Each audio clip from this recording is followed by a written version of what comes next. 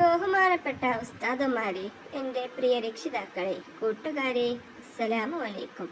ഈ നിബിദിന വേളയിൽ ഞാൻ ഒരു കൊച്ചു കഥ പറയാൻ പോവുകയാണ്. എല്ലാവരും ശ്രദ്ധിച്ചു കേൾക്കണേ. ഒരു ദിവസം നബി സല്ലല്ലാഹു അലൈഹി വസല്ലമ ഒരു വഴിയിലൂടെ നടന്നു പോവുകയായിരുന്നു. അപ്പോൾ ഒരു വീടിൻ്റെ മുൻപിലെത്തിയപ്പോൾ അകിട് നിറഞ്ഞ ഒരു പുള്ളിമാനെ കെട്ടിയിരിക്കുന്നത് നബി സല്ലല്ലാഹു അലൈഹി വസല്ലമ കണ്ടു. ആ പുള്ളിമാൻ നബി സല്ലല്ലാഹു അലൈഹി വസല്ലമയോട് പറഞ്ഞു, റസൂലേ, എൻ്റെ അകിടിൽ പാൽ നിറഞ്ഞിരിക്കുന്നു. എൻ്റെ 2 കുട്ടികൾ കാട്ടിൽ വിശന്നിരിക്കുകയാണ്. ഞാൻ പോയി കുട്ടികൾക്ക് പാല് കൊടുത്തു വരാം. അങ്ങ് ജാമ്യം നിൽക്കണമെന്ന് ഞാൻ അപേക്ഷിക്കുന്നു.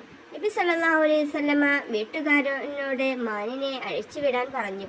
ആ സാധുമൃഗം കാട്ടിലേക്ക് ഓടിപ്പോയി. കുട്ടികൾക്ക് പാല് കൊടുത്തതിന് ശേഷം മടങ്ങി വന്നു. ദയാലുവായ നബി സല്ലല്ലാഹു അലൈഹി വസല്ലമക്ക് ആ സാധു മൃഗത്തിന്റെ പ്രവൃത്തി കണ്ട് വളരെയധികം വിഷമം തോന്നി. അയാളിൽ നിന്ന് അതിനെ വിലക്ക് വാങ്ങുകയും കാട്ടിലേക്ക് തന്നെ വിട്ടയക്കുകയും ചെയ്തു.